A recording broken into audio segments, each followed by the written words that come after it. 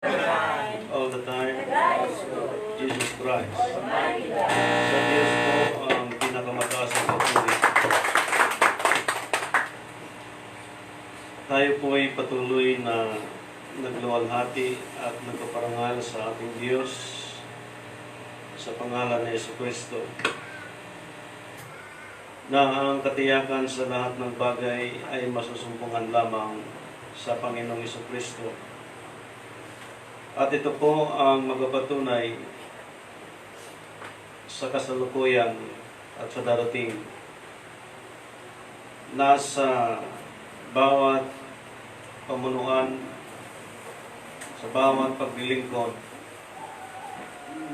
tungkulin, mga pananagutan, mga baguhan, mga datihan, may alam at sa wala. Sa huling panahon ay sinasabi ng kasulatan na kailangan po magkaroon tayo ng Espiritu na mula kay Kristo, na yung Espiritu ng buhay kapag nasa atin, siya pong magpapalaya sa Espiritu ng kasalanan. At dito po sa muling pagkabuhay ng ating Panginoong Jesucristo, pinili po niya yung first day of the week, hindi po yung last day of the week. Hindi niya pinili ang second day or third day of the week. Pinili niya ang first day of the week. At ibig niya doon sa mga may espiritong tinanggap na siyang espiritu ng buhay ayon sa sulat ni Apostol Pablo sa aklat ng Romans. Tingnan natin sa Romans chapter 8 verse 2.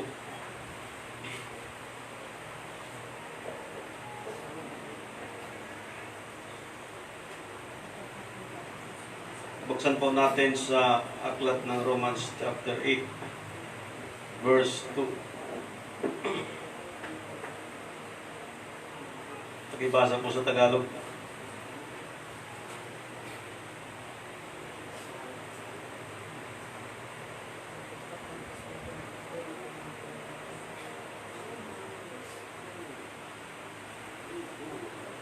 Romans chapter 8 verse 2. Sapagkat ang kautusan ng Espiritu ng buhay na kay Kristo Jesus ay pinalaya ko sa kautusan ng kasalanan at ng kamatayan. Sa ilang salin sa sulat ni Apostol Pablo, sa mga hindi nagkakilala sa kautusan, magkakaroon sila ng kautusan sa kanilang sarili. At kapag dumating ang panahon ng pagbalik sa katawan sa lupa, hahatulan ang tao sa pamamagitan ng kanilang gawa. Ngunit dito sa sinabi ni Apostol Pablo, kinakailangan magkaroon tayo ng Espiritu ng buhay. Na doon sa Espiritu ng buhay, makakalag tayo sa kautusan ng kasalanan kapag ang Espiritu ng buhay na ating tinanggap mula sa Panginoong Jesucristo, doon lang po magkakaroon ng kalayaan ang tao sa espiritu ng kasalanan, ng kautusan, sa makatuwid bagay ang kamatayan. Sa scripture na ito, inilinaw ni Apostol Pablo, this is spirit time.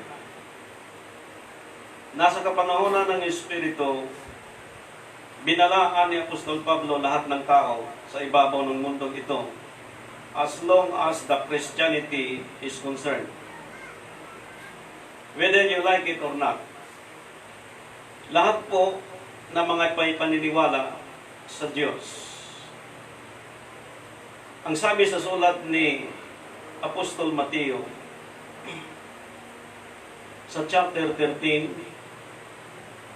at pakibasa po sa verse 33.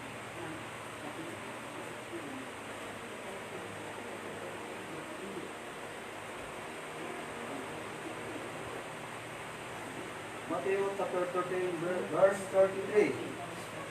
Sinalita niya sa kanila ang ibang talinghaga, at kaharian ng langit ay tulad sa libadura na kinuha ng isang babae at itinago sa 3 takal na harina hanggang sa ito'y nalibaduruhan lahat.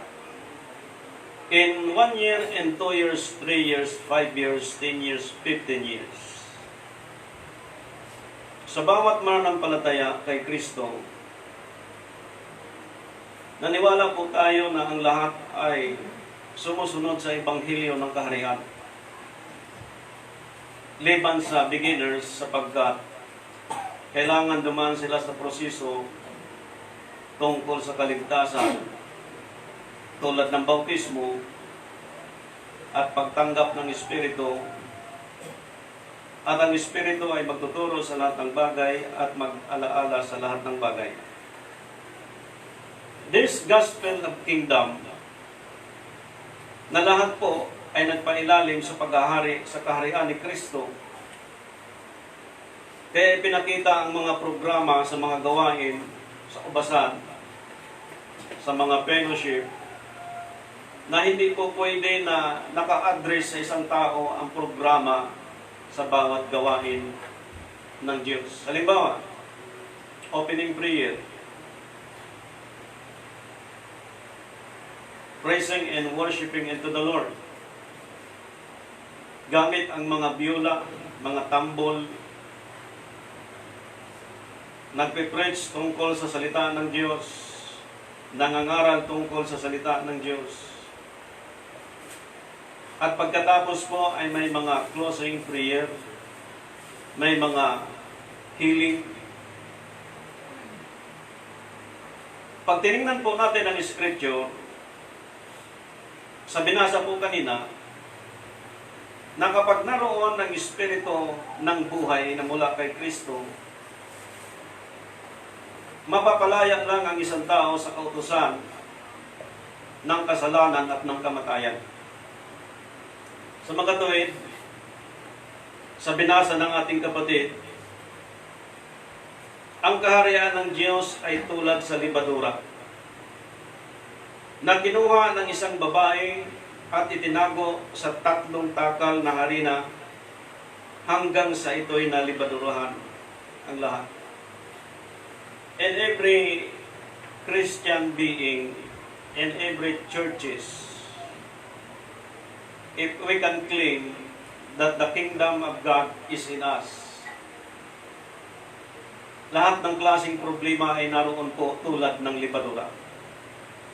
And let us examine, leading by the Holy Spirit, this kind of kingdom in our time, which is our King, is our Lord Jesus Christ, and we are the descendants of our Lord Jesus Christ. We are the nations of our Lord Jesus Christ. Titingnan po natin sapagkat ang libadura sa kaalaman po ng mga bakery or mga bakerman, ito po ay paalsa ng isang tinapay kapag ginawa siya ng ibig nilang gawin, mayroong sukat na sa kaliit na kapiraso ng harina, pwede po siyang lumaki sa ibig ng bakerman na abot ng kakayanan ng libadura. Okay. Tingnan muna natin ang scripture para po maging malinaw sa atin. Again, Mateo chapter 16 verse 6, pakibasa ulit sa Tagalog. Chapter 16 verse 6.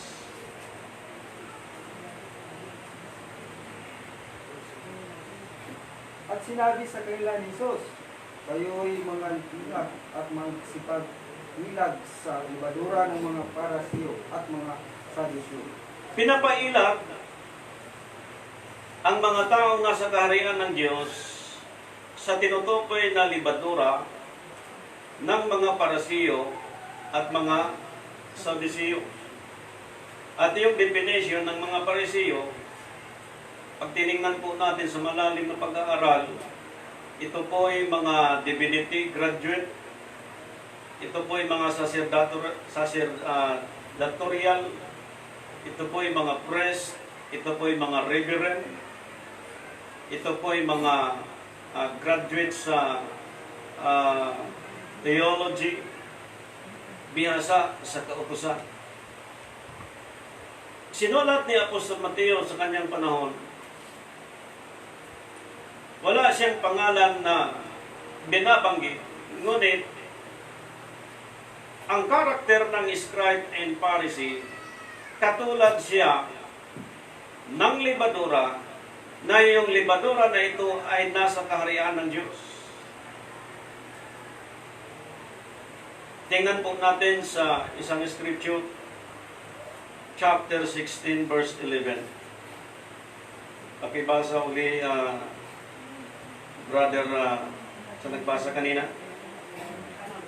Pakibasa lang po. Matthew 16. Verse 11. Ang hindi ninyo napag-unawa na hindi ang sinabi ko sa inyo tungkol sa tinapay. Dapat kayo'y mag-ingat sa libadura ng mga Parasiyo at ng mga Sadusiyo. Anong sabi? Mag-ingat sa libadura ng mga Parasiyo at ng mga Sadusiyo. Uli, pinayuhan ang lahat ng taong nasa kaharian ng Diyos, lalo na yung mga gumaganap sa kautusan at palatuntunan ng Diyos, na mag-ingat sa mga Parisiyo At ng mga Sadusiyo. at ng mga Sadusiyo. Ipinakita sa Scripture na dalawang klase na may mga kakayahan sa ibabaw ng daigdig na ito, na kung sino mang nabilog sa kaharian ng Diyos, pinagdodoble ang kanyang ingat, sapagkat sa kaharian ng Diyos, nandoon po iyong libadura. Ang libadura, uli, ay isang kagamitan upang ang isang bagay na lulutuin katulad ng tinapay, hindi siya aabot sa isang kalagayang ibig mangyari kung hindi ito lalagyan ng yes or leaven. Pharisees of the Sadducees. Again, verse 12. Verse 12. Nang makagayoy, kanila nga kalastas na sa kanila'y hindi ipinag-utos na sila'y magsipag-iingat sa libadura ng tinapay kung sa mga aral ng mga Parasiyo at ng mga Sadusiyo. Sa mga tuwid, sa malalim pong pagkaintindi sa paliwanag ng mga apostol, aral ko ang tinutukoy na taglay ng mga Parisiyo at Sadusiyo sa kaharian ng Diyos, na inahalintulad sila na doon sa kaharian ng Diyos ay may mga kautusan at palatuntunan, na doon sa mga kautusan at palatuntunan itinuturo ang mga buwan at pitsa kung kailan ganapin ang mga palatuntunan sa kaharian ng Diyos. Doon sa kaharian ng Diyos, inahalintulad sila sa mga may libadura, na ang tawag nito sa paliwanag ni Apostol Pablo na isang tinapay na ginagawa kapag nilagyan ng libadura ay nagpapaumbok siya. Sa makatuwid, ang label po, kung label mong titingnan, o sukat, pag bumilang ka from number 1 up to number 14. At bibilang ka ng 7 week after 1 week. Kapag sinundan ang bilang sa tamang bilang, yun po ay maituring na walang libadura.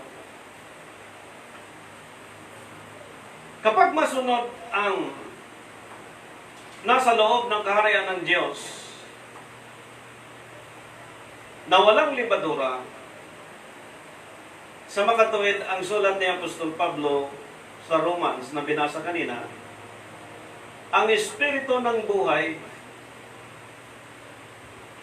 ibinigay ng Diyos sa pamamagitan ng Panginoong Jesucristo kay Apostol Pablo, at doon nagpasimula ang kautusan ng kasalanan at ng kamatayan na naalis sa kanya noong nagkaroon siya ng Espiritu ng buhay na mula kay Kristo. Sa scripture na ito, in chapter 16, verse 12, then understood they how that he bade them not beware of the leaven of bread, but of the doctrine of the Pharisees, of the Sadducees.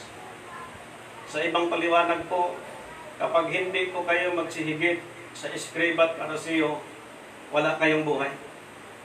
Sa madaling sabi, kapag naka-incline lahat ng mga fellowship, program sa loob ng church, na nakapattern siya sa scribe and Pharisee, 100% walang buhay ito ayon sa sulat ni Apostol Mateo.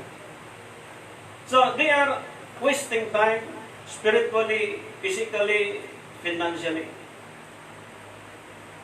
Paggising pa lang natin sa mundong na ito, nakaumang na po ang sistema ng scribe and Pharisee. Pag nag-aaral ka po sa Bible school or any Bible school, o sino mang taong nagtuturo sa atin, kanya-kanyang kabig, kanya-kanyang paramihan. Reverend, mga theologians, na mga mahuhusay sa Biblia, which is good in our time to train us how to search the Scripture, how to read the Scripture, how to use a topical Bible, mga kasulatan po tungkol sa pag-trace po ng mga bersikulo, sa mga topical na pagtuturo, mga concordance, to determine the direction of the topic, bawat doktrina, bawat pag-aaral. Subalit, sinabi ni Apostol Mateo, na pag-ingatan ang aral ng mga Eskriba at Parisiyo, na ang tinutukoy po ay aral ng mga ito. Sa isang scripture, ipinakita din sa panahon ng ating Panginoong Jesucristo, at pakibasa po sa chapter 26 verse 17. Praise God.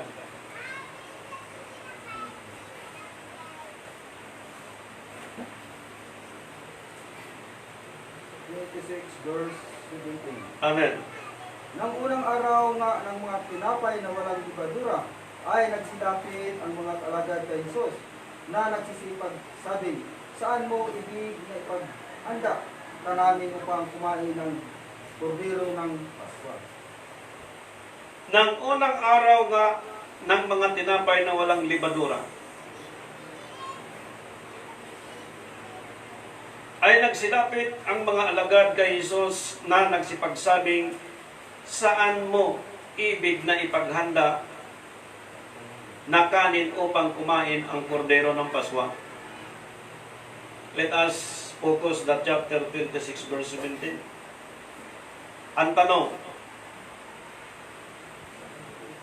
bakit napakahalaga ang first day of the week? Gaano kahalaga ang first day of the week sa kasalukuyang panahon? Sapagkat in our time, the interpretation in Matthew chapter 28 verse 1, according to the Pharisees and Sadducees manner, halos lahat ng born again po hindi nakalampas sa sistema ng Eskriba at Pariseo. Anong araw ang declaration ng unleavened? Now the first day of the feast of unleavened bread. Ang first day is the day of unleavened bread. Why? Because Christ, 3 days and 3 nights after His death and resurrection, His resurrection not resurrect by the first, by the second or third or fourth or fifth or sixth day or seventh day, but in the first day. Ang first day ay araw po ng walang libadura, that we need to continue and determine and to see the spiritual insight in our time, that we celebrate the first day of the week not by our own insight but by the resurrection of our Lord Jesus Christ. Kaya mahalaga po ang pag-determine sa first day of the week, sapagkat doon po ang araw na yun na walang libadura.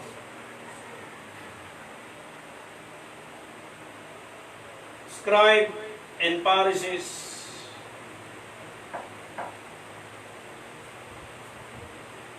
mga Bible scholar, mga bihasa sa kautusan, at iyon ang nagpapako sa ating Panginoong Jesucristo. Now,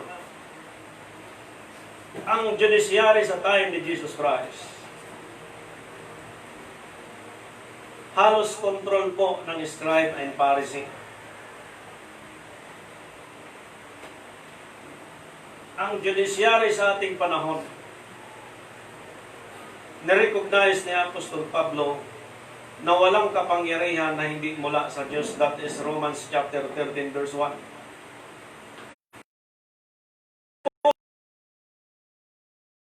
Judiciary in our time, not only sa bansang Pilipinas, kundi sa buong mundo. This day of resurrection of our Lord Jesus Christ, first day of the week, ito po ay hindi mahaluan ng libadura, sapagkat ito po ang araw ng kanyang pagkabuhay na maguli. Kung malagyan po ang second day up to the seventh day, ang first day po hindi po malalagyan, sapagkat sa kaharian ng Diyos, doon po ipaiiral ang mga kautusan at palatuntunan, at kinakailangan sa kaharian ng Diyos doon sa mga kautusan at palatuntunan, wala pong mga libadura doon, walang mga sistema ng scribe and Sadducee, maging sa opening prayer, maging sa praising and worshiping, maging sa preaching, maging sa closing prayer, maging sa mga lingguhan, buwanan, mga taon ng mga celebration sa Panginoon. Sapagkat ang celebration ngayon ay kinikilalang nasa loob ng kaharian ng Diyos. Ngunit sabi ng Scripture, kung ang Espiritu ng buhay ay nasa atin, na kay Apostol Pablo, kung kailan darating sa kanya, doon din nagsimula na siya nakadaya sa kautusan ng kasalanan at ng kamatayan. Sa makatuwid, ang pagtanggap sa kaligtasan, pagpasok sa kaharian ng Diyos, pagganap sa mga kautusan at palatuntunan ng Panginoon, sa celebration ng first day of the week, which is today, spiritual interpretation from His death and resurrection, ang kanya pong pinili, hindi third, fourth, fifth day, kundi first day of the week. Sa makatuwid, kung merong first day of the week, merong seventh day of the week. At sinong nagbigay ng linaw sa panahon po natin na mula sa kalagayang Espiritu ang Diyos, nakikita po natin at nabilang po natin sa pangunguna ng banal na Espiritu, kailan siya namatay at kailan siya nabuhay. Na ang bawat araw ay mayroong 24 hours, 3 days and 3 nights. Bawat araw ay mayroong 24 hours, ang bilang po niyan is 72 hours. Ang cycle po ng weekly, from 1 day to 7 day. Monday to Saturday. Sa pagtiningnan mo sa bilang hanggang Sunday, sa Gregorian calendar, ang bilang po ng pangalan ng lingguhan, hinanay po ito para makita natin na ang sabi ng mga apostol sa Panginoong Jesucristo, bakit pag nagsalita ka ay puro parabol? Ngunit ngayon nagsasalita ka na sa amin ng malinaw. Sa mga tuwid, lahat po ng sistema ng scribe and Pharisee, programa sa church, programa sa iba't ibang mga gawain ng organization. Yan ay sistema ng scribe and Pharisee. Parabol yan. Kung titingnan po natin, lahat ngayong implementation nakikita natin, puro parabol. Kaya ang government, pagka ang bata pinanganak, pagdating ng ilang taon, kailangan po siya mag-aral, sapagkat ang buong mundo nito, kapag wala kang pinag-aralan, lahat sa iyo ay parabol yan. Hindi lang may pinag-aralan sa wala, karamitan po, walang pinag-aralan, naging parabol sa kanya ang nangyayari sa buong mundo. Ngayon, ang first day of the week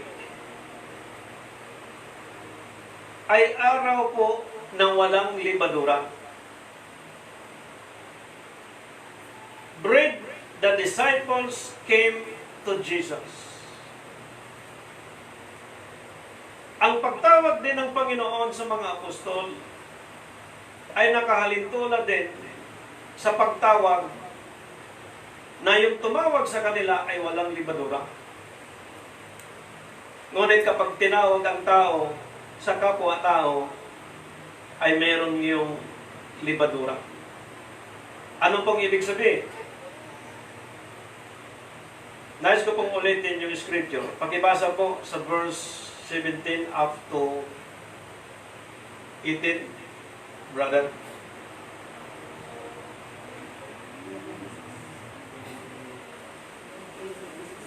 Chapter 26, verse 17 up to 18. Verse 17.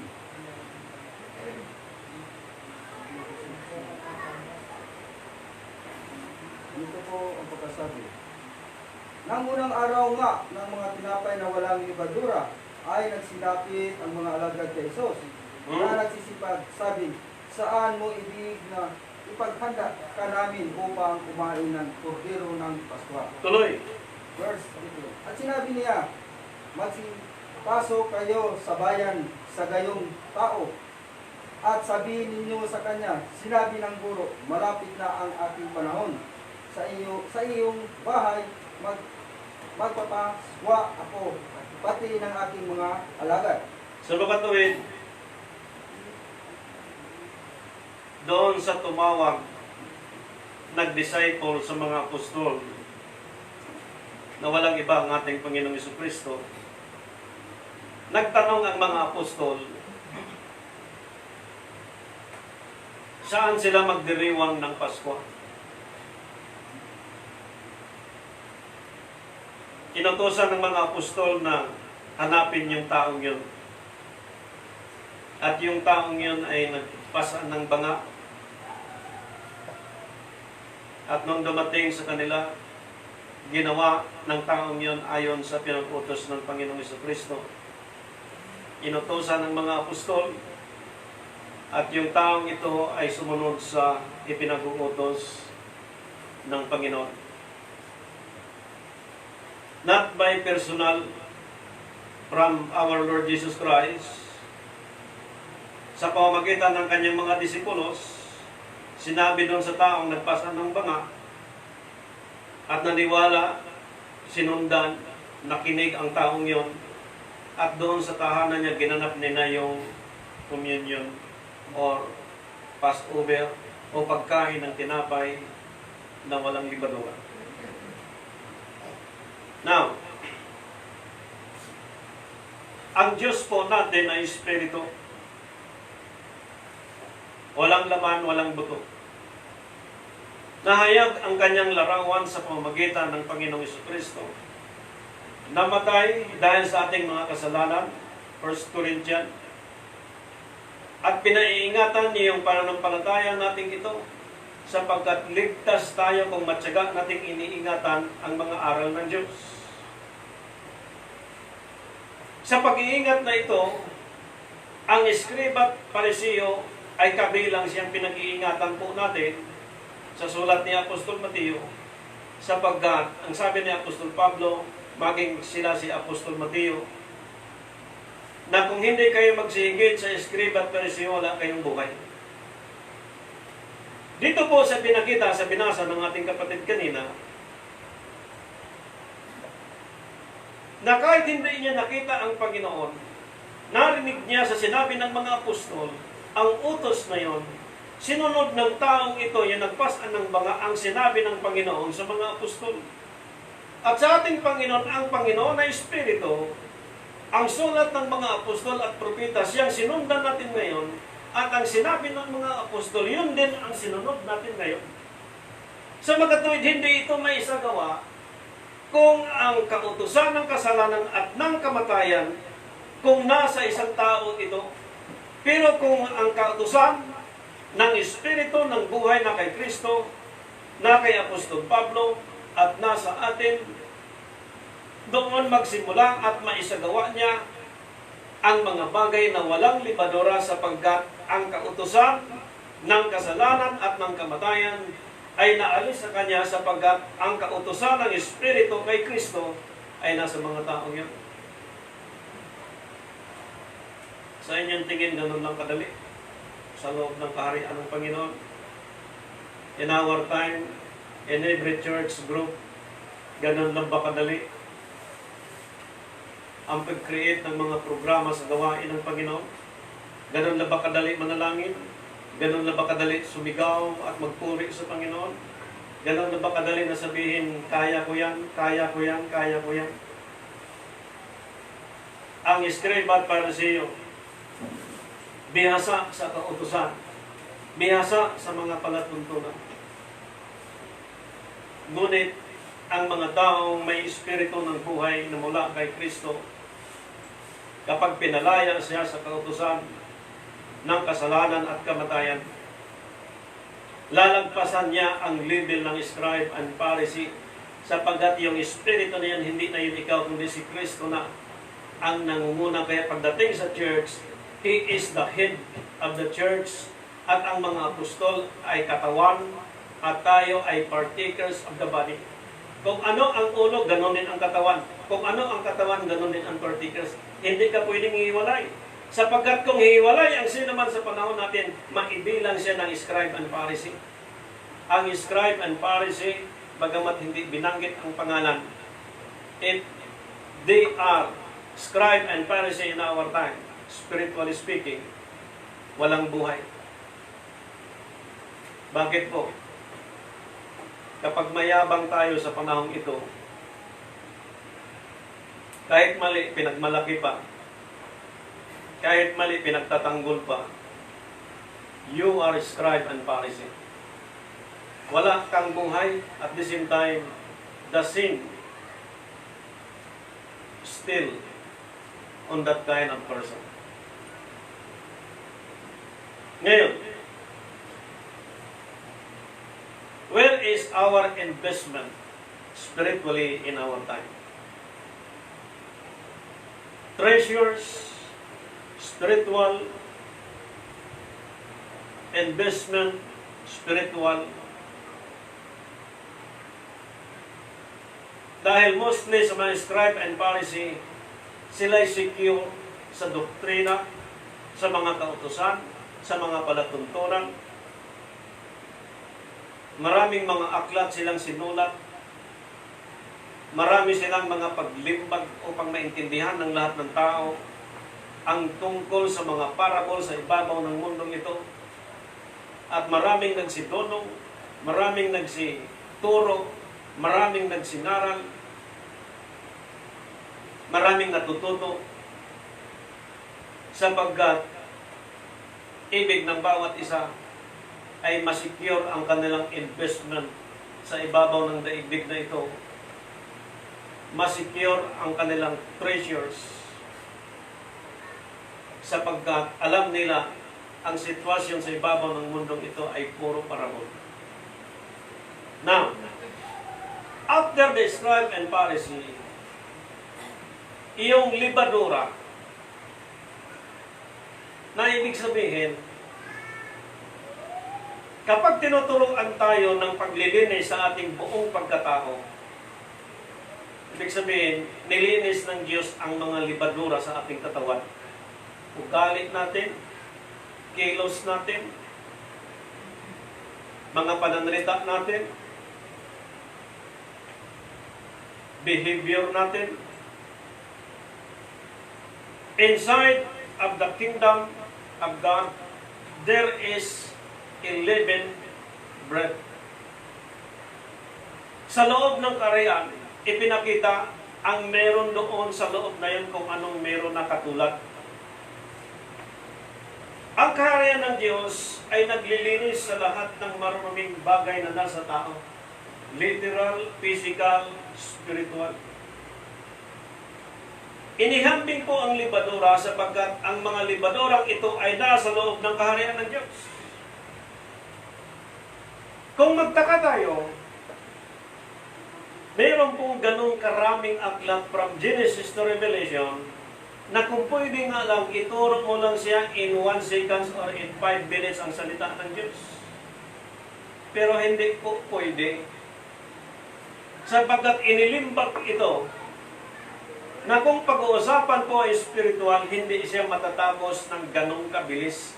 Kaya merong mga programa na itinakda ang Diyos na kung kukunin natin ang time ni Apostol Pablo at ni Eutico, wala po siyang pinipiling oras.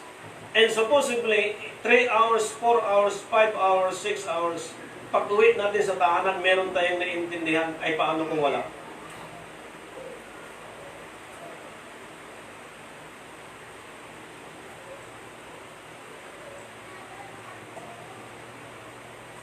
The system of the scribe and Pharisee is the system of earthly system. Mapagpakunwari. Kung sa Bisaya, mapagkaroon ingnon. This system, scribe and Pharisee, they are not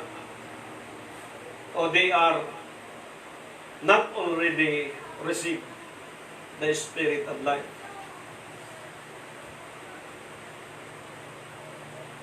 Yung Espiritu ng buhay na ito ay wala sa scribe at Pharisee. Pwede ka magdulong sa buong buhay ng isang tao. Pwede ka magkamal ng kayamanang nandito sa ibabaw ng mundong ito. As scribe and Pharisee. But one day, your property, i-confiscate ng Diyos yan. You just return on that property sapagkat hindi siya nagkaroon ng kautusan. Hindi siya tumanggap ng kautusan ng Espiritu ng buhay mula kay Kristo. Mabuhay ka ng maraming taon masaya. Kumain ka ng masasarap na pagkain. Nakarating ka sa mga mamahaling mga restaurant, local and international. Mag-almusal ka sa Pilipinas, mananghalian ka sa Hong Kong, manghapunan ka sa Singapore, pwede mong gawin. The style, scribe and Pharisee in our time is a very difficult sapagkat ang sabi ng mga apostol, pag hindi nyo malampasan ng Scriba at Pariseo, wala kayong buhay. But never mong iisipin na kapag hindi ka naka-incline sa Scribe and Pharisee, hindi ka mabubuhay, wala kang pagkain, wala kang maisuot, wala kang maibayad sa iyong utang, wala kang maibayad sa kuryente, wala kang maibayad sa tubig. Hindi po ibig sabihin. What is the promise of God? Seek ye first the kingdom of God. On the kingdom of God, there are many scribe and Pharisee. Maraming libadura doon. Kaya pagpasok sa karya ng Diyos, lahat ng libadura tanggalin. Hindi mo pwedeng dalhin yun. Dahil pag dinala mo, wala kang buhay. Patay ka dyan at wala kang mana. Ang problema mo yan this year, next year, problema uli. Next year, problema, hindi ka mawawalan ng problema. Sapagkat the spirit of sin, at the same time, death, is upon on that kind of person. And supposedly in our time, wala sa mga born again yan. At ayon po dito, the treasures and investment spiritual in our time. Let us read Matthew chapter 13 verse 44. Tagalog. Kung paano po tayo mag-secure ng blessing sa Panginoon spiritual because the material is added into us according to Matthew chapter 6 verse 33. Okay, let us read Matthew chapter 13 verse 44.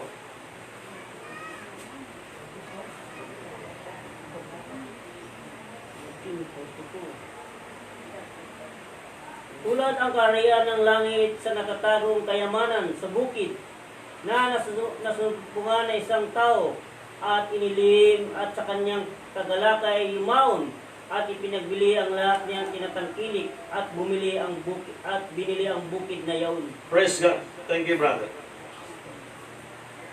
10 years, 15 years. Literally.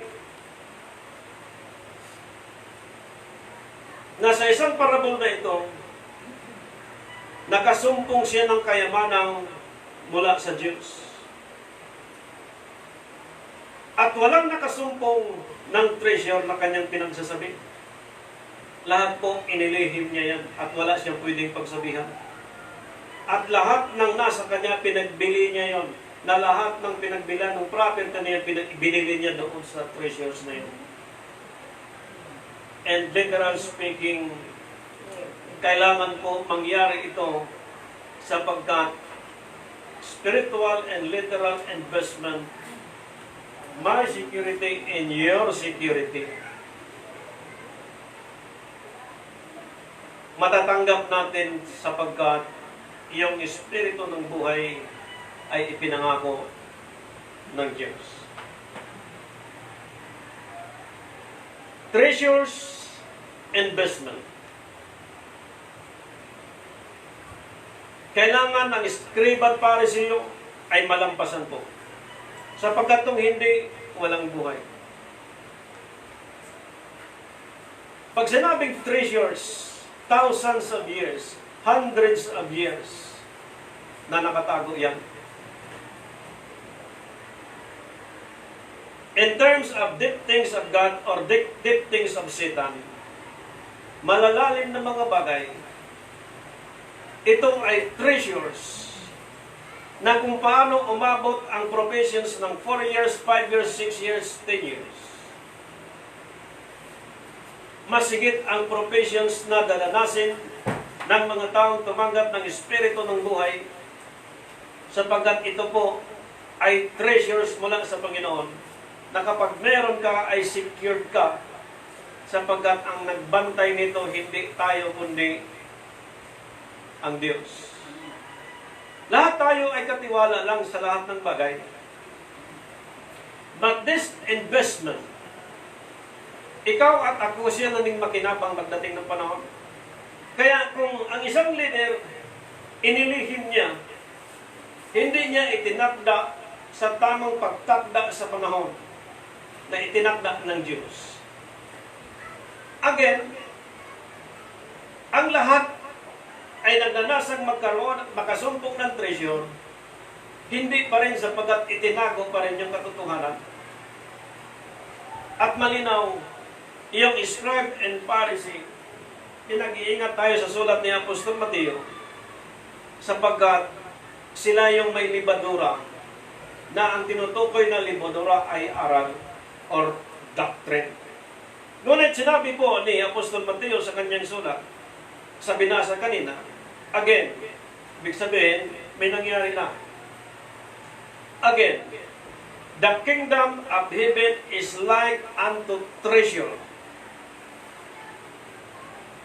hide in a field, the which when a man hath found, he hideth, and for joy thereof goeth and selleth all that he hath, and buyeth that field. Tinago mo ng mahabang panahon, ibininta mo ang nasa iyo para bilhin mo yung treasure na yon kung saan siya nakaposisyon. Hallelujah. Sa panahon po natin, ang lupa, kahit isang dipa lang ang sukat, kapag merong treasure sa ilalim, ang halaga lang po actually noon is 500. Dahil may treasure, bibilhin sa iyo ng 1,000,000. Hindi ka ba mag-iisip na bakit bilhin ng 1,000,000 sa sukat ng isang dipa lang? Ipinakita po sa scripture na ito sa binasa ng ating kapatid na yung espiritu ng buhay from the first day of the week, pagtakbo sa espiritual na kapanahunan na ang Diyos ay espiritu, kapag binatayan po ang salita ng Panginoon at nabasa natin at narinig natin, ito po ang panahon ng pagtupad at pagganap ng sinumang tao sapagkat ang utos na ito ay mula sa Espiritu. Nasa pamamagitan ng kasulatan na ito, may ginamit ang Diyos upang isulat ito nang sabi ng Timothy, kinasihan ng Diyos ang kasulatan, anong sabi? Sa pagsansala, sa pagsaway, sa bawat gawang mabuti. Sa makatuwid, kung may gawa ng masama ang tao, sasawayin siya ng Diyos sapagkat ang kasulatan ay kinasihan ng Diyos. Amen. Ipinakita din po sa Scripture sa binasa ng ating kapatid kanina at paki-continue po sa next verse sa binasa mo kanina, verse 45. Nandyan pa tayo? Okay. Gayon din naman, ang kaharian ng langit ay katulad ng isang taong nangangalakal na humahanap ng magagandang perlas. Di ba po sa panahon po natin, seek ye first the kingdom of God and His righteousness, and all these things shall be added unto us. Maraming nag-a-abroad, maraming profession, marami pong masipag sa paghahanap buhay, maraming naipon sa bangko, maraming pera, maraming property. So what is the secret of God? Seek ye first the kingdom of God and His righteousness, and all these things shall be added unto us. Sa binasa nating kapatid, anong sabi? 45? 45. Gayon din naman, ang kaharian ng langit ay katulad ng isang taong nangangalakal na humahanap ng magagandang perlas. Bakit na nandito sa Metro Manila? Karamihan mga nasa Bisaya, Cebu. Hanap buhay. Bakit tayo sa iba't ibang mga bansa pumupunta? Lahat po ng tao nangangalakal para mabuhay o masinso ang buhay. Company, iba't ibang mga trabaho, mga pamaraan. Bakit tayo nakarating sa Metro Manila? Ang ating mga magulang nasaan ang mga investment. Ang ating mga ninuno nasaan ang mga investment. Pinanganak tayo, lumaki tayo. Walang mga investment tayong naman. Hindi dahil sa wala tayong kayamanang namana. Kahit may kayamanan kang namana ngayon, kung wala kang espiritu ng buhay mula kay Kristo, mahirap ka pa rin. Lahat nangangalakal po para kumita, umasenso, gumawa ng mga paraan para mabuhay. May pamilya at sa wala, lahat nangangalakal. Lahat po naghahanap sa kaharian ng Diyos. Amen. Hinahanap ngayon kung saan ang kaharian ng Diyos. Nandoon ba sa bukid ng Tamayong? Nandoon ba sa Amerika? Kung saan bundok ang kaharian ng Diyos? Hinahanap ngayon ng tao. Di bali mag-west sila ng mga 10,000, 5,000, 30,000 na inaakala nilang tama na yun. Okay na yun. Lahat naghahanap sa kaharian ng Diyos. Sabalit tandaan natin, brothers and sisters in Christ, na ang kaharian ng Diyos ay tulad ng libadura. Okay, let us continue about the security of our spiritual investment. Hallelujah. Matthew chapter 19 verse 21.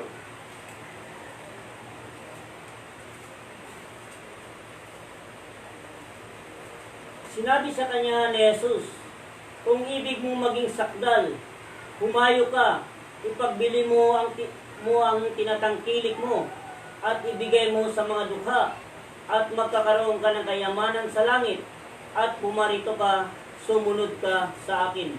Anong merong treasures tayo sa panahon ngayon? Ayon sa parabol, isang binatang mayaman. Nung sinabihan siyang ibigay sa dukha, na manglaw ang kanyang mukha. Pag binasa po natin lahat. Yes. Sapagkat hindi matanggap ng binatang mayaman na ang kanyang pinaghirapan ay mapunta lang sa mga tao mahihirap. In our time, spiritually speaking, in every individual ay meron pong treasure. Pag sinabing treasure, matagal na panahon siyang tinago. Matagal na siyang panahon na sa kanyang buhay, na sa kanyang pagkatao, na itinago niya ang mga bagay na yun. Kanina, lahat ng tao naghahanap ng kaharian ng Diyos, just like a treasure. Ipinakita sa Scripture, dito sa binasa ni Brother Jose, na ang tungkol po sa mga bagay na yon, mapapansin po natin, hallelujah, na ilan sa istansa dito sa verse 21. Kung ibig mong maging sakdal, ibig ba nating maging sakdal? Parang mahina. Humayo ka, ipagbili mo ang tinatangkilik mo. Anong tinatangkilik ng tao ngayon sa kasalukuyan? Iyong lihim niyang buhay. Iyang mga gawa niyang minana sa kanyang mga ninuno. Ibig ng Diyos na ipagbili ng tao yan. Ang tanong, sinong bibili niya? Maaaring may bibili kung magbibenta ka ng lupa. Pero yung kasalanan, yung libadura, hindi pwedeng tanggapin yan kahit kriminal na nakakulong sa Bilibid prison, sapagkat ayaw niya madagdagan ang kanyang kasalanan. Amen. There is only one na tatanggap doon sa kasalanan. Walang iba yung namatay at muling nabuhay. At yung day of resurrection of our Lord Jesus Christ, That is the day of unleavened bread. Unleavened bread, which is the Word of God. The Word of God can clean from our deep things of our life, kung ano po yung dilim, kung ano ang treasure na tinatago mo, just make it to surrender unto the Lord. Sapagkat kung hindi mo surrender sa Panginoon, wala kang buhay, nothing at all your life. Also sa mga followers by the next generations, ang libadura mabubuhay ng mabubuhay ng mabubuhay. And we need Holy Spirit to control our leaven inside of our body from head to toe. Let the Holy Spirit shall control, shall balance in our individual life, sapagkat tayo sa ating sarili, yaman at karangyaan, hindi po kayang ibalanse ang body, soul, and spirit except the law of the Spirit of life that we receive through Jesus Christ. Yan lang po ang makapagbigay ng balanse sa ating katawan, na kahit weekdays nagawa natin ang celebration ng 7th day of the week, kahit weekdays nagawa natin ang celebration sa first day of the week, ito ay hindi trabaho ng mga taong makasalanan at papuntang kamatayan. Trabaho ito ng mga taong may kautusan, may espiritu mula sa buhay na ating tinatanggap mula sa Panginoong Jesucristo. This investment, this security, this treasure in our time, ito lang po ang magbigay sa atin ng direction para masumpungan natin ang kaharian ng Panginoon. Nakalimutan natin ang ating sarili, ang ating family, ang ating mga tungkulin sa family. Nakalimutan natin ang ating sarili sa iba't ibang mga gawain sa personal. Nakapokus tayong palagi sapagkat ibig nating mabili yung kaharian na yon. At doon sa kaharian hindi magtatapos. Doon pa ang sistema ng scribe and Pharisee. At kapag ang espiritu ng buhay ay nasa iyo, at ang kautusan ng kamatayan at ng kasalanan ay wala sa iyo, pagkasumpong mo sa kaharian ng Panginoon, ang mundong ito kung walang secured ang mga bagay na narito, ang treasures. Ngunit secured tayo sa investment na mula sa Panginoon, sapagat ang sabi ng Diyos, ang lahat ay titipunin kay Kristo at ibibigay sa bansang nagkagabunga, at yung treasures and investment na pinangalagaan ng mga tao na hindi ginagamit sa tamang paglilingkod, i-confiscate ng Panginoon anumang bansa na ito at ibibigay sa bansang nagkakabunga. And what is the fruit of the Holy Spirit?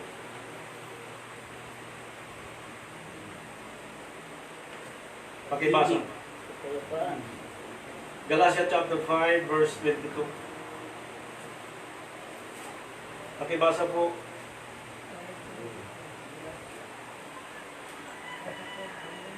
Datapwat ang bunga ng Espiritu ay pag-ibig, Mm. katuwaan, kapayapaan, Mm. pagpapahinod, Mm. kagandahang loob, Mm. kabutihan, Mm. pagtatapat, Mm. kaamuan, pagpipigil. Mm. Laban sa mga gayong bagay ay walang kautusan. Laban sa gayong bagay ay walang kautusan. Ano yung tinutukoy? Walang kautusan sa kasalanan at ng kamatayan. That is the fruit of the Holy Spirit. Ang scribe and Pharisee walang ganyang ugali. Amen. If there is scribe and Pharisee character or behavior inside of our body, until now,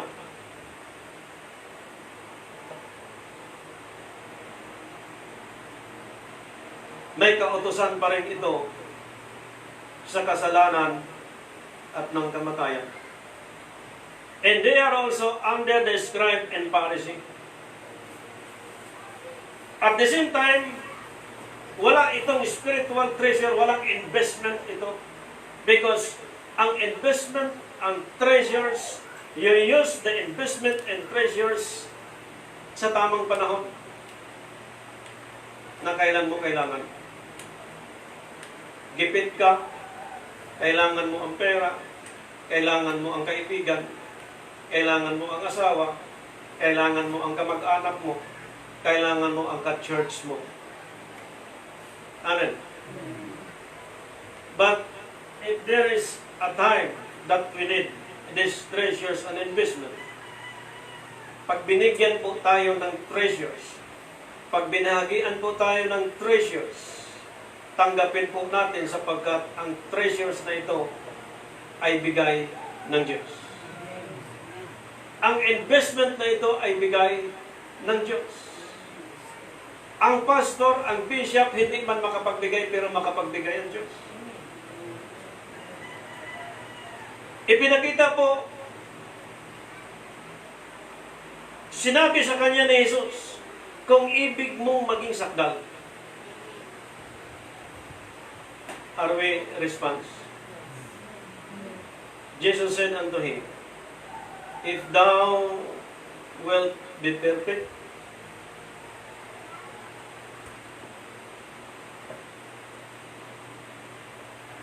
ibig ba nating maging sakdal? Amen. Lahat ng born again, naging amen. Walang taong ayaw na maging sakdal.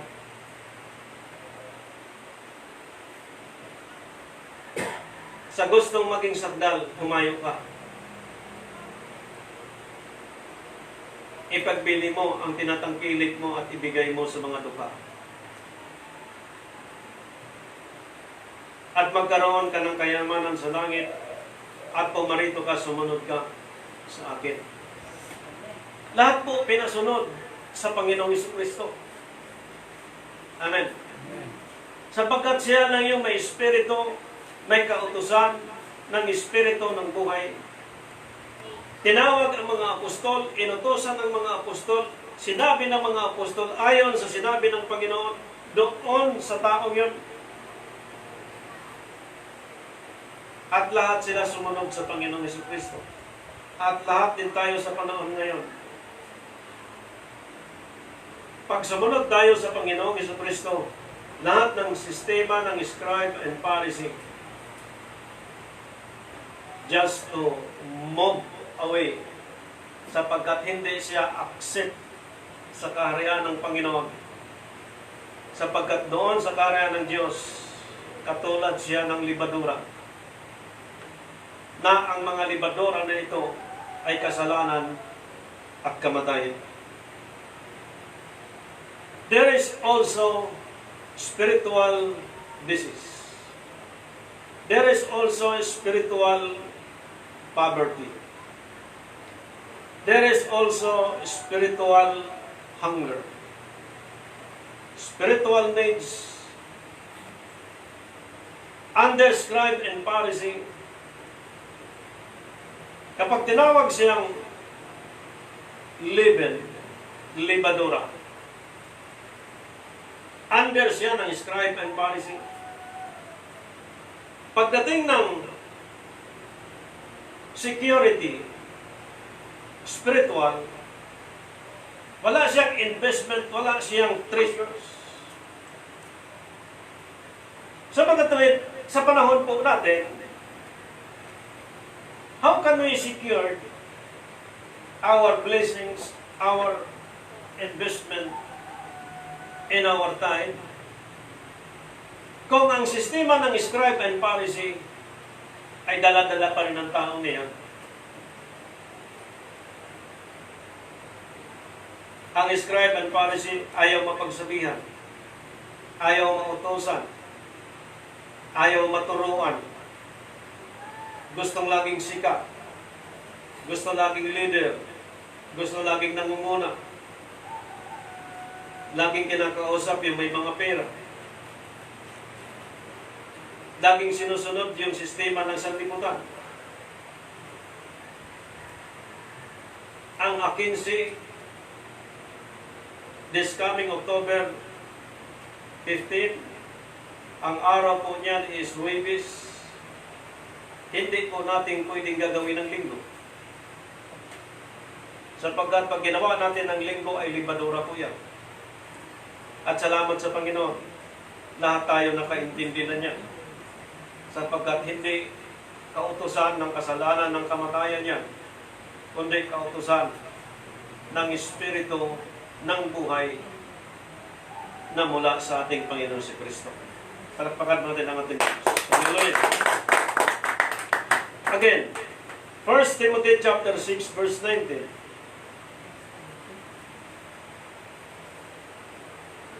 Hallelujah.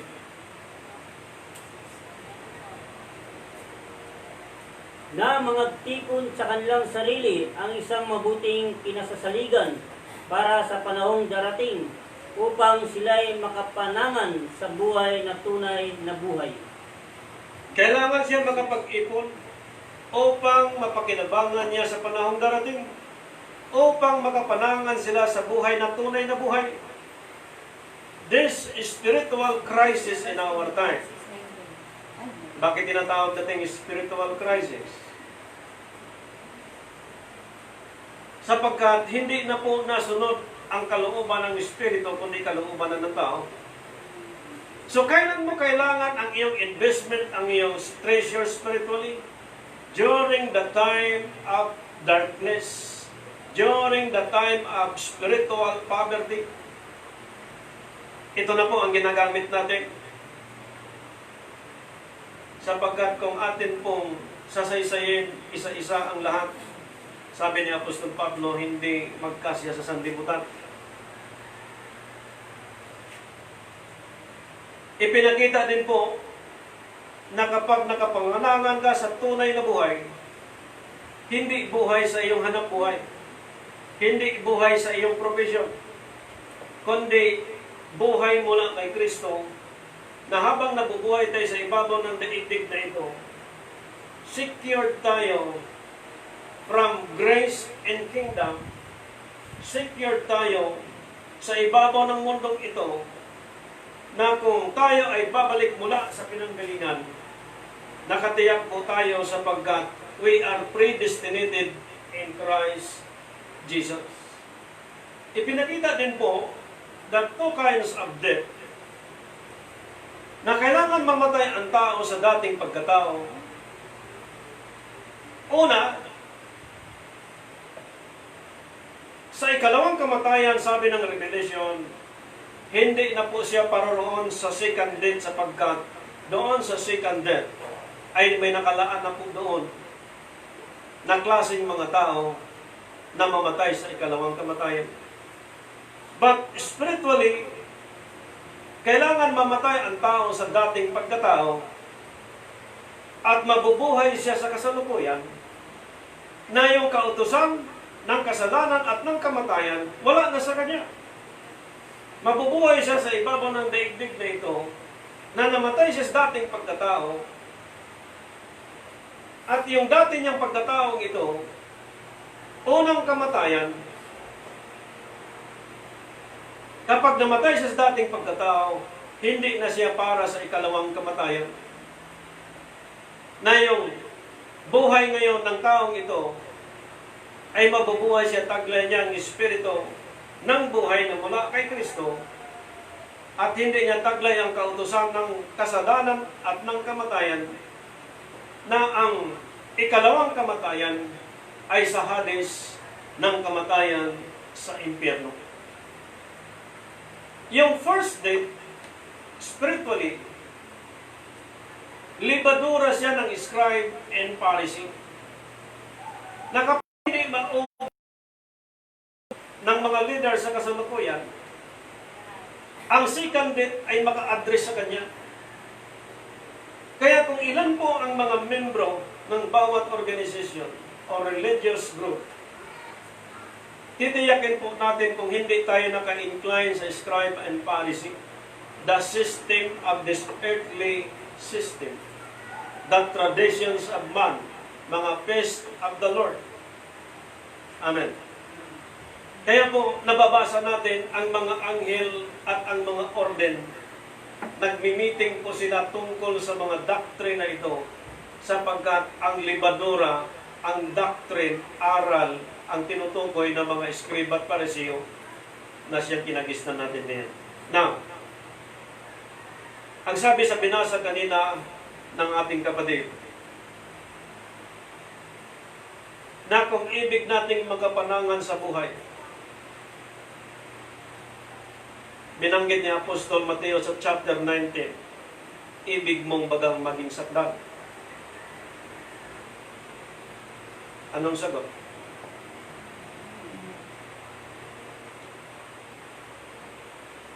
Revelation chapter 3 verse 18.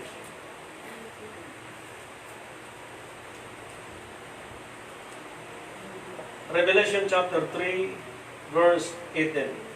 Ipinapayo ko sa iyo na ikaw ay bumili sa akin ng gintong dinalisay ng apoy, upang ikaw ay umaman, at ng mapuputing damit upang iyong maisuot, at upang huwag mahiyag ang iyong kahihiyang kaubaran, at ng pangpahid sa mata, na ipahid sa iyong mga mata upang ikaw ay makakita. Lahat ng tao ay pinayuhan ng Diyos before the wrath of God. Amen. Tayo ay pinayuhan ng Diyos. Lahat ng leader pinayuhan ng Diyos. Sabi kanina, magsipag-ingat kayo sa aral ng mga Eskriba at Pariseo. At kung hindi kayo magsigit sa Eskriba at Pariseo, wala kayong buhay. Programa ng church, opening prayer, praising and worshiping, preaching and teaching, closing prayer. Lahat ng sistema. Sabi ko, saan galing ang programa na yun na sinusundan natin? Ang sagot sa akin, hindi ko alam.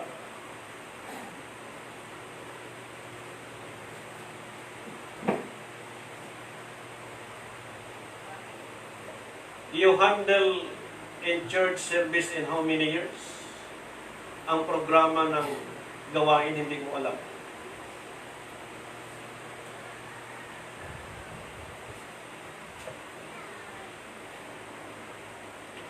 Anong nangyari? Bakit hindi alam? Saan ang pattern ng Biblia ang programa sa church? From Genesis to Revelation.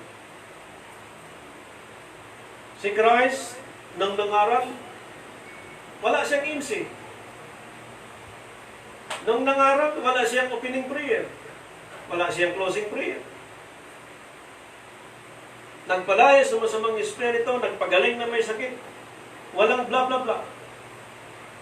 Ngayon, mga kapatid kay Kristo, klase-klaseng sari-saring programa sa simbahan. Kanya-kanyang talunan, kanya-kanyang pagalingan, kanya-kanyang pagandahan, kanya-kanyang implementation na may sistema sa Old Testament pa naiiral sa panahon ngayon. Na may sistema sa Old Testament hindi na pinaiiral sa panahon ngayon. Lahat gawing may karapatan, kaayusan ang lahat ng bagay. Saan galing lahat yun? Pagdating sa tithes and offering, pagdating sa mga ambagan sa loob ng Diyos,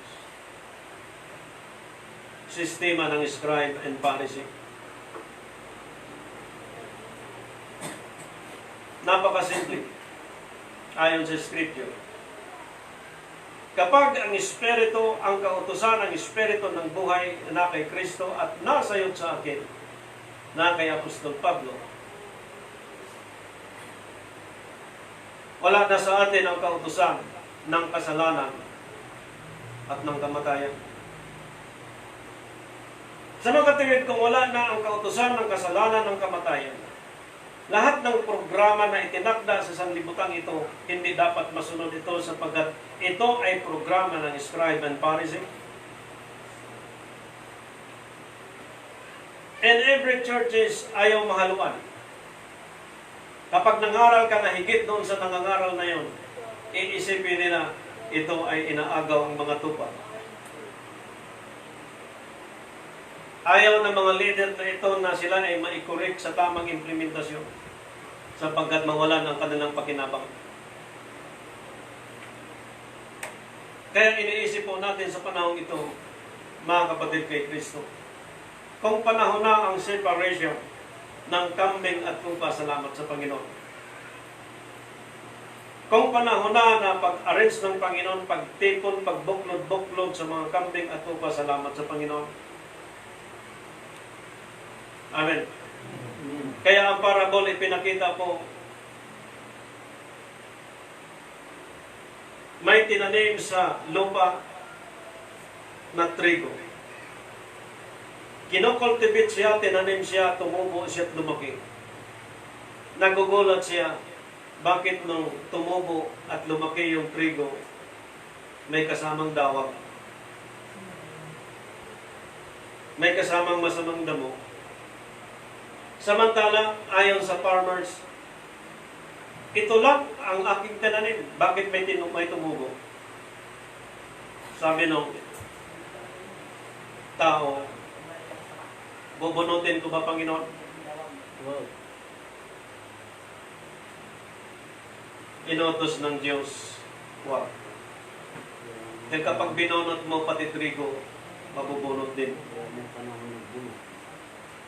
The kingdom of God is just like a leavened bread.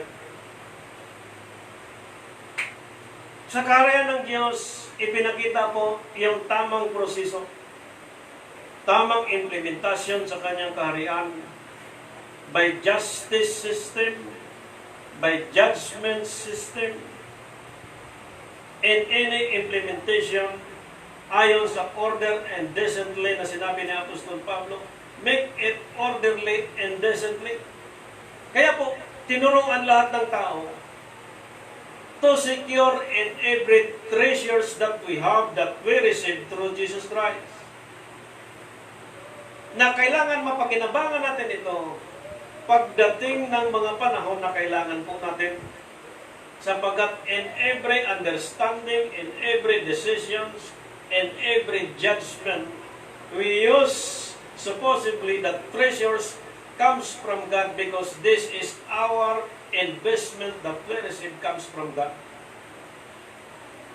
Never tayong gagamit ng ating investment from our earthly system because our investment is cannot afford to buy into another property except the investment that we receive comes from God through Jesus Christ. Dito po ipinakita, mga kapatid, kay Kristo, the security spiritual, body, soul, and spirit. Let us read 1 Thessalonians chapter 5, verse 23. Pakibasa mo na, brother.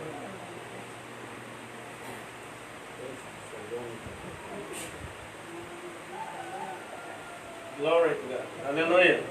At pakabanalin kayong lubos ng Diyos, din ng kapayapaan, at ang inyong espiritu at kaluluwa at katawan ay ingatang buo, Yes. na walang kapintasan sa pagparito ng ating Panginoong Jesucristo. Body, soul, and spirit.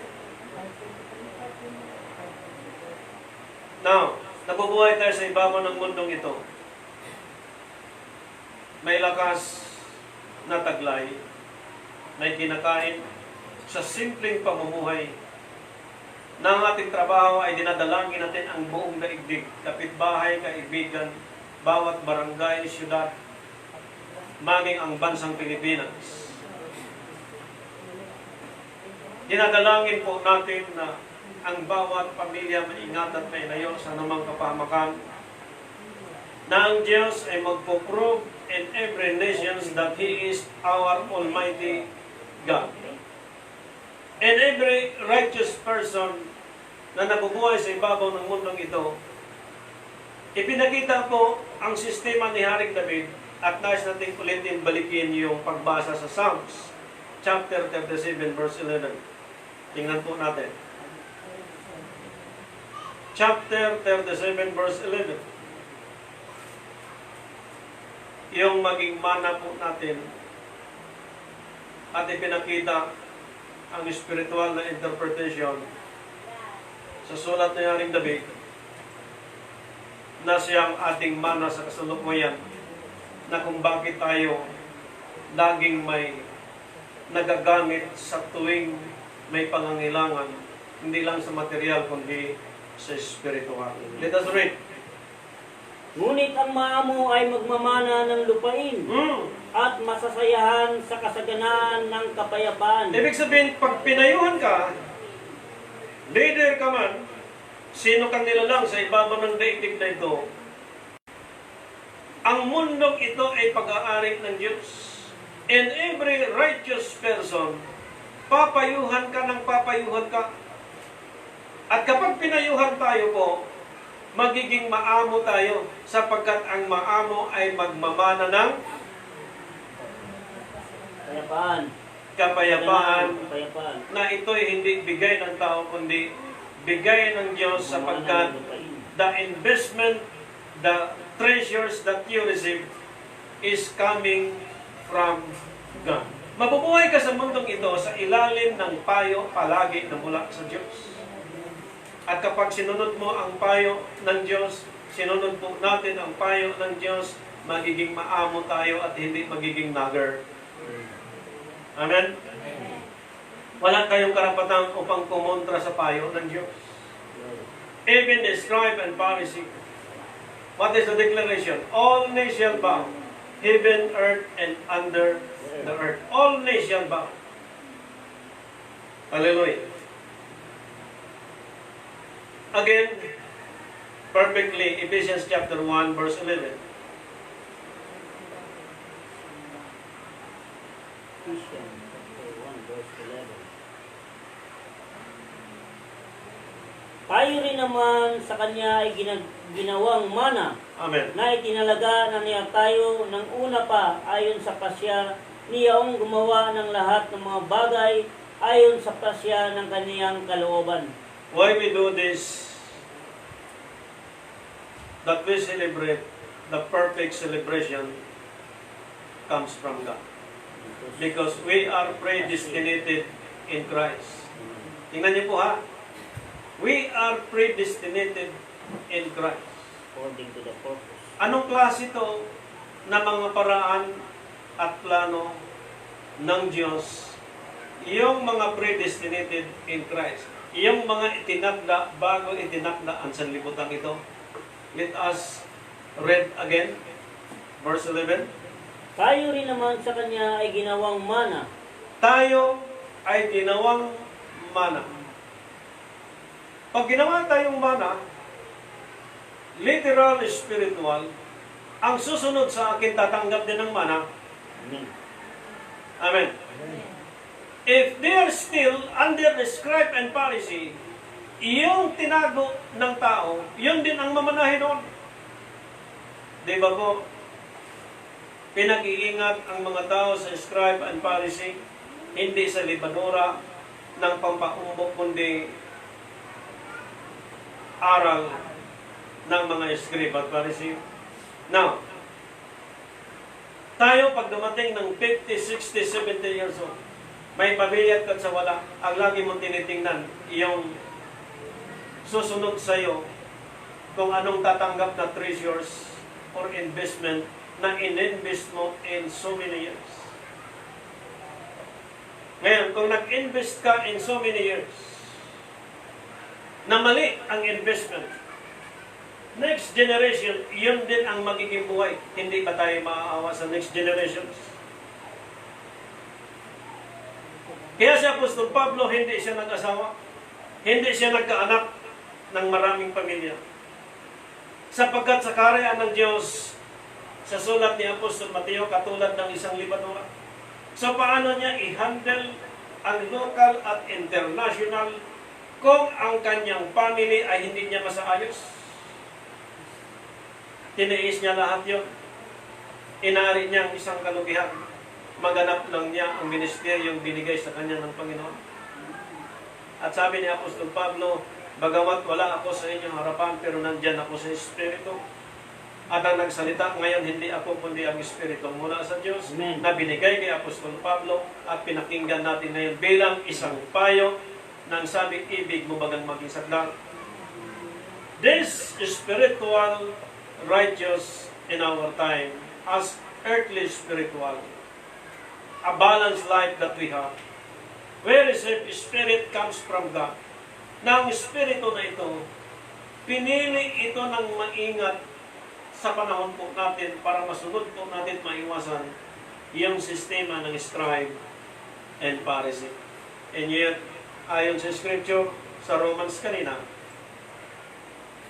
ang kautusan ng Espiritu ng buhay na kay Apostol Pablo at yung na kay Apostol Pablo ng kautusan ng kasalan at kamatayan nawala sa kanya sapagkat ang pumalit sa pagkatao niya ang kautusan ng Espiritu ng buhay. Ngayon, the law and ordinance of God through Jesus Christ. Wala nang pagpatay ng kordero para ihain sa Passover sapagkat by 3 dispensation of time, in our time, spirit time, ang naghandog na po noon, nagbuhos ng dugo, walang iba ang ating Panginoong Jesucristo. At yung namatay at muling nabuhay, na yung day of resurrection, ay tinawag po siyang unleavened. At doon sa unleavened na yun, doon po nagbubuhos siya ng matinding payo sa lahat ng tao sa sandaigdigan na ito, sapagkat ang tanong kanina, ibig mong maging sadlang. So, the treasures, the investment that we receive, spiritual, literal, be sure and be secured by the next generations, masundan nila ito at mapakinabangan nila ang in-invest mo at in-invest ko maging sa labas ng daigdig na ito na magamit ng next generation, hindi sa ikasisira ng barangay, lungsod at syudad o bansa, kundi sa ikaluwalhati ng Panginoon, that in every nation must believe like Jesus Christ. Sa Diyos po ang papuri. Happy first day of the week. God bless po sa bawat isa.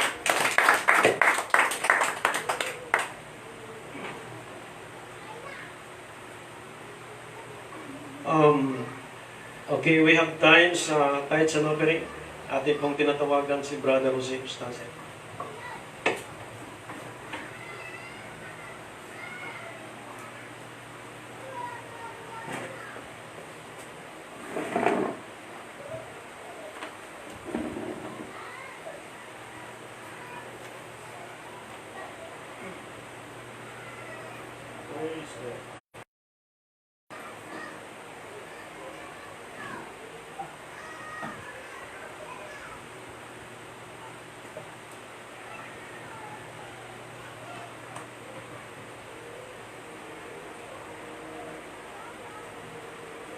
Praise God. Talagang napakaganda ng mensahe.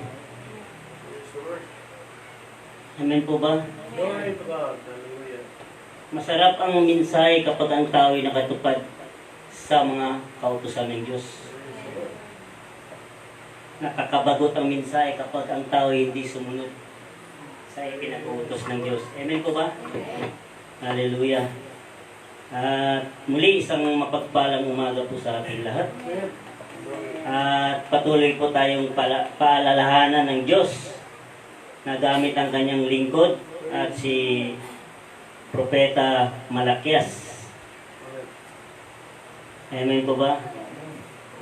Buksan po natin yung 3:9 ng Malakias.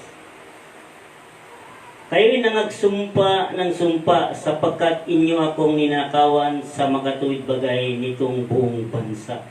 So, bansa po ang tinutukoy dito. So, kapag ang bansa, ang sabi dito sa 7, na hindi nakabalik sa Diyos at nagpatuloy ang bansang ito sa kanilang pagnanakaw, ang bansang ito, kahit anong klaseng bansa na may o malaking bansa na mayaman sa lahat ng bagay, kapag hindi po nasunod ang ipinag-uutos ng Diyos, ang bansang ito ay magkakaroon ng salot o walang kapayapaan. Kahit ang bansang ito ay napakayaman sa lahat ng bagay. Amen po ba? Bubuksan po natin ang Genesis 12:2. Kapag ang bansang ito ay nanumbalik, sabi nga, manumbalik kayo sa akin, na kapag ang bansang ito ay nanumbalik sa mga palatuntunan ng Diyos. Pag sinabing palatuntunan po, sa English po dyan ay program po. Na ang program na ito ay kasama po yung ika-10 bahagi. Na ang palatuntunan, pag tinignan nyo po sa English, bill din po ang tawag nun. Pag sinabing bill, bayarin. Involved ang pera po dyan. 12 ng Genesis, chapter 12, verse 2. Na kapag ang bansang ito ay nakabalik sa Diyos at nagbibigay ng katapatan o nagbibigay ng ika-10 bahagi, dahil ang sabi nga sa Malakias, ninanakawan niyo baga ang Diyos saan? Sa ika-10 bahagi. Subalit ang bansang ito, o anong klaseng bansang ito, maliit o malaking bansa na nanumbalik sa Diyos, may promise po ang Diyos dyan. Ang sabi dito sa Genesis 12 verse 2, at gagawin kitang isang malaking bansa at ikaw ay aking pagpapalain. So pag ang isang bansa nakabalik sa Diyos at hindi siya nagnanakaw sa Diyos, papapalain siya ng Diyos. At padadakilain ko ang iyong pangalan at ikaw ay magiging isang kapalaran. Amen po ba na yung bansang maliit na yon ay palalaki ng Diyos at ipakilala ng Diyos ang pangalan ng bansang iyon. Amen po ba? Na ang bansang iyon ay walang iba kundi ang tao. Amen po ba? Sundan natin sa Genesis chapter 22 verse 18.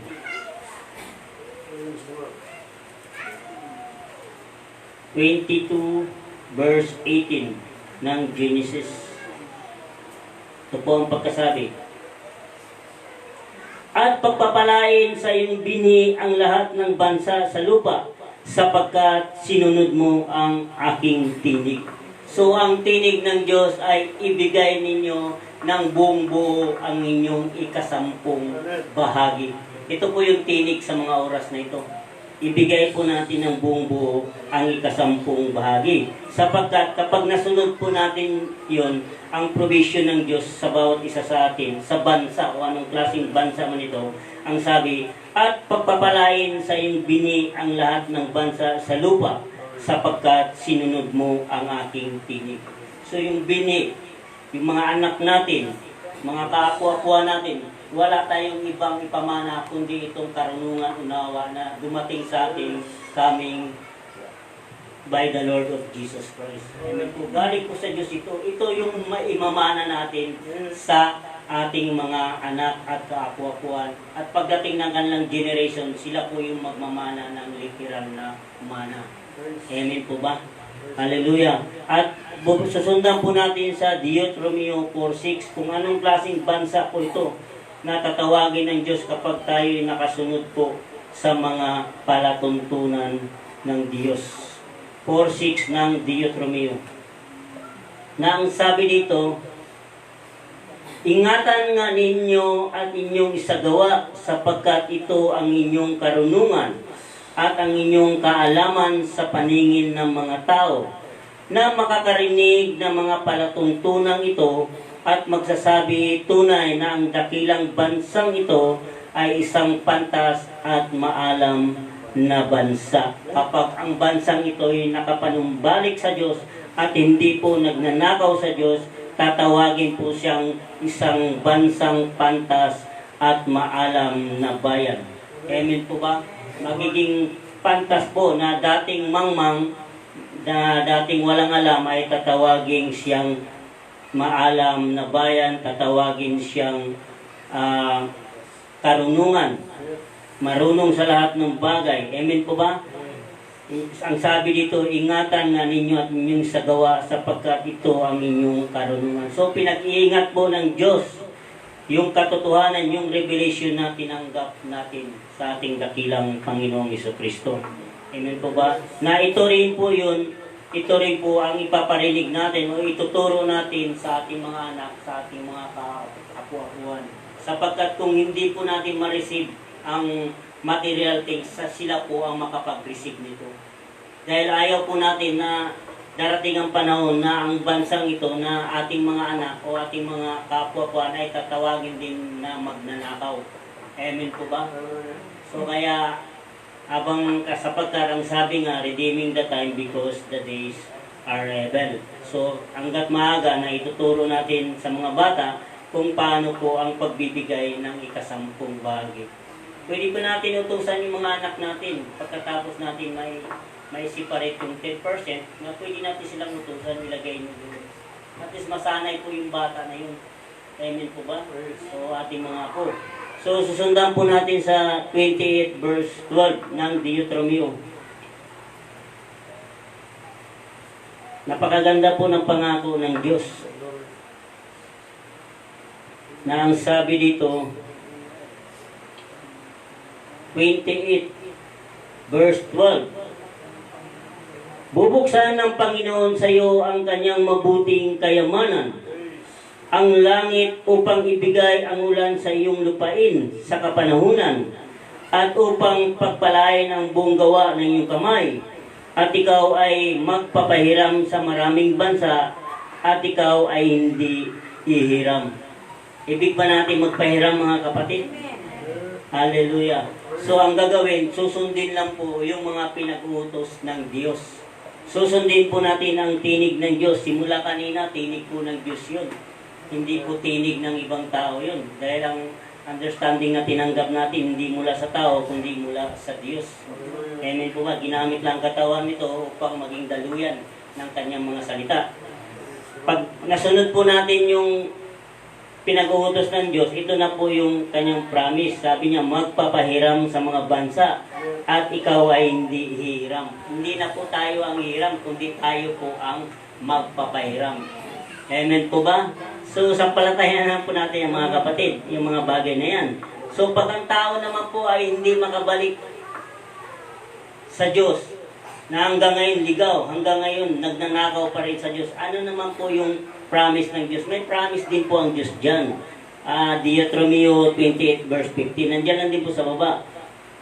Sabi doon, ngunit mangyayari na kung hindi mo didinggin ang tinig ng Panginoon mong Diyos, na isasagawa ang lahat niyang mga utos at ang kanyang mga palatuntunan na aking iniutos sa iyo sa araw na ito. Sa araw na ito may inuutos ang Diyos, mga kapatid. Ayon sa unang mensahe. Marami pong mensahe doon na inuutos ang Diyos hanggang sa ating hanggang sa mga oras na ito. Na ang sabi na ito, na aking inuutos sa iyo sa araw na ito, na ang lahat ng sumpang ito ay darating sa iyo at aabot sa iyo. Amen po ba? Na pag hindi po nasunod ng bansa ang ipinag-uutos ng Diyos, kahit gaano pa kasagana ang bansang ito, darating po ang sumpa sa Kanya. Anong sumpa nun? Sumpa na walang kapayapaan sa sarili. Amen po ba? Sumpa ng karamdaman. Paparating ng Diyos lahat yan. Bagamat sagana ka sa lahat ng bagay. Pero yung kahit sabi nga marami kang pera, kung hindi ka naman gagaling sa iyong karamdaman, dahil sumpa na yan. Marami kang ng pera, wala ka namang kapayapaan. Ang Diyos nagbibigay ng kapayapaan. Once na ang tao walang kapayapaan, walang Kristong nananahan dyan. Amen po ba? Ang nananahan dyan, puro pera. Pagdating sa pera, kaya nga sinabi ng Diyos sa Malakyas, ang tao ay nagnakaw sa ikasampung bahagi. Pag sinabi ikasampung bahagi, involved mo ang pera nun. So pinag-iingat mo tayo sa tatlong bagay, silver, gold, and glory. So kung nakapasa tayo dun sa glory, wala naman nagpuri sa atin. Nakapasa tayo dun sa gear, na hindi naman tayo natokso ng mga babae na yun. Pero dito sa pera, pinag-iingat talaga tayo. Amen po ba? Dahil ang salapi ay ugat ng kasamaan. Hallelujah. At susundan po natin sa Mateo 24 verse 9. So maganda po yung mga promise ng Diyos, yung mana ng Diyos. Doon naman po sa nakakasunod. Doon naman sa hindi nakakasunod, yung ipamamana naman ng Diyos sa mga bansa na hindi nakasunod ay yung mga sumpa. Amen po ba? So ayaw natin ng sumpa. Gusto natin yung kapayapaan. 24 verse 9 ng Mateo. Ito po ang pagkasabi. Kung magkagayoy, ibibigay kayo sa kapigatian at kayo'y papatayin at kayo'y kapuputan ng lahat ng mga bansa dahil sa aking pangalan. So dumating po yung kapahayagan ng Diyos. Dumating po yung pagtatapat na ikasampung bahagi. Maraming tao na gustong patayin ang unawang ito. Mga kapatid, na ang sinasabi wala ng ikasampung bahagi. Ilalagay tayo ng Diyos dahil tinaas natin yung kanyang pangalan. Ilalagay tayo sa kamatayan. Ibig sabihin, yung understanding na ito, papatayin ng ibang tao, papatayin ng ibang bansa. Ayaw nila sa understanding na ito. Amen po ba? At sinabi dito na sa 9, ang sabi dito, kung kayo'y bibigay ko kayo sa kapigatian. Sabi, at kayo'y papatayin at kayo'y kapuputan. So maraming napupuot sa atin. Amen po ba? Marami pong napupuot sa atin. Kala nyo ba? Pagdating mo sa labasan, dyan na naman yung mga bawar na ganyan. Dahil hindi po nila naintindihan. Pag tayo dito nang magbe-message ng tides offering, andyan na naman si brother, tides offering naman. Pinapuputan dahil hindi nga nagta-tides. Amen po ba? Kaya kapuputan, papatayin yung unawa, sana mawala na yung unawa na yan. Amen po ba? Kung hindi papatayin ng Diyos yan. Amen po ba? At sundan natin sa 24 verse 14 ng Mateo. Na ang sabi dito, at ipangaral ang ebanghelyo ito ng kaharian sa buong sanlibutan sa pagpapato sa lahat ng mga bansa ulit tinukoy, at kung magkagayoy darating ang wakas. So sa bansang ito, pag natupad po ng bansang ito, kung anong klaseng bansa man ito, na nakatupad sa ikasampung bahagi o narinig yung tinig ng Diyos at sinunod ito, magwawakas na sa kanya yun. Magwawakas na sa kanya yung paalalahanan ka, brother, sister, yung 10% mo. Magwawakas na sa iyo yun. Hindi mo na maririnig yun dahil magpupusa ka na lang yan. Diba? Hindi mo na maririnig yun, yung sa darating na October 15, meron tayong Feast of Tabernacle. Hindi na, dahil magpupusa na tayo doon. Magwawakas na sa iyo. Wala nang mag-uutos sa iyo kundi ang Espiritu Santo na lang. Wala nang magpapaalala sa atin dahil magwawakas na sa iyo. Kapag sinunod po natin, kapag ang isang tao ay gumawa ng kasamaan at naglingkod sa Diyos at nagbago, magwawakas na sa kanya yung kasamaan na yun. Amen po ba? Magwawakas na sa kanya yung mga kasalanan na yun. Ngunit, subalit, pag ang tao na nakaalam ng katotohanan, at itong katotohanan na ito ay binaliwala ng tao na yun, o sino mang bansa na nakaalam ng katotohanan, subalit mas binigyan pa ng priority yung paggawa ng masama. Ang bansang ito ay naghihintay na lang ng kakilakilabot na kaparusahan. Wala na pong hain para sa kasalanan dyan pag alam na po ng bansa na ang katotohanan. Walang iba ang katotohanan kundi si Kristo. Amen po ba? Alam na natin na si Kristo ay may-ari ng lahat ng bagay, ngunit sinusuway po natin ang ipinag-utos ng Diyos. Wala po tayong inaasahan kundi ang paghihintay ng kakilakilabot na kahatulan. Amen po ba? At susundan po natin sa Peter. 1 Peter 2:9.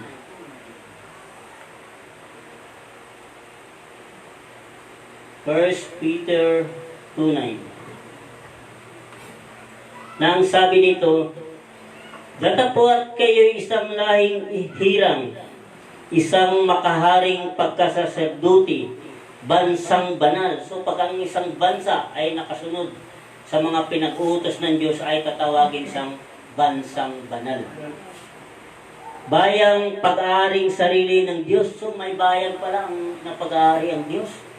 Na kapag ang bansang ito, kapag ang bayang ito ay nakasunod sa lahat ng mga pinag-uutos ng Diyos, tatawagin siyang bayang pag-aari ng Diyos. Amen po ba? May pag-aari pala na bayan ng Diyos, no? Hallelujah. Sabi dito, ulit po tayo.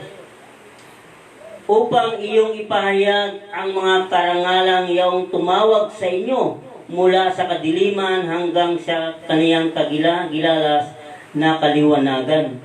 So sabi dito, ipahayag ang karangalan. So ipahayag natin yung karangalan. Ano bang karangalan na tinanggap natin sa Diyos? Marami tayong karangalan na tinanggap sa ating dakilang Diyos.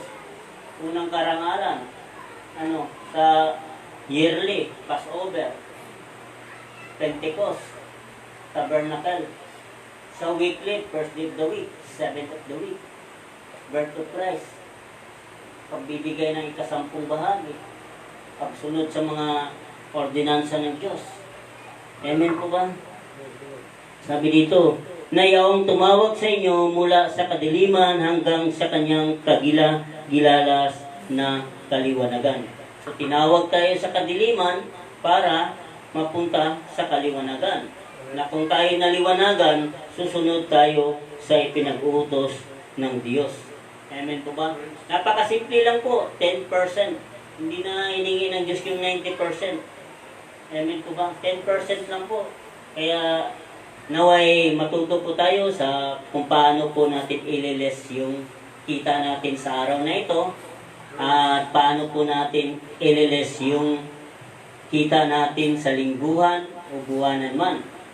So pag naikwenta na po natin yung income natin, na ito yung income natin sa araw na ito, sa linggo, sa buwan na ito, so gagawa ulit tayo ng gross income. So maglilist po tayo doon.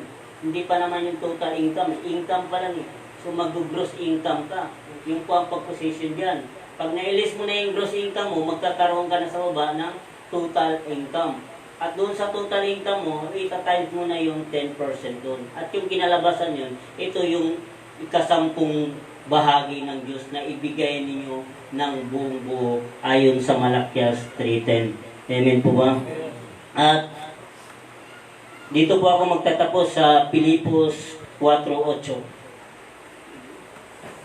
Praise God. Pilipos 4:8. Ang sabi dito, katapos-tapusan mga kapatid, anumang bagay na katotohanan, anumang bagay na kagalang-galang, anumang bagay na matuwid, anumang bagay na malinis, anumang bagay na kaibig-ibig, anumang bagay na mabuting ulat, kung may anumang kagalingan at kung may anumang kapurihan, ay isipin ninyo ang mga bagay na ito. So, lahat ng kapurihan na tinanggap natin, isipin natin ang mga bagay na ito. Ano itong mga bagay na ito? Sa verse 9, ang mga bagay na inyong natutuhan at tinanggap at narinig at nakita sa akin, ang mga bagay na ito at gawin ninyo at ang Diyos ng kapayapaan ay sa inyo. So pag ang tao, ang bansa may kapayapaan, ano pang hinahanap mo? Payapa ka na eh. Ano pang hahanapin mo? Magtagulo man, left and right, harap likod, payapa ka. Amen po ba? At marami pong salamat at sa Diyos po ang papuri.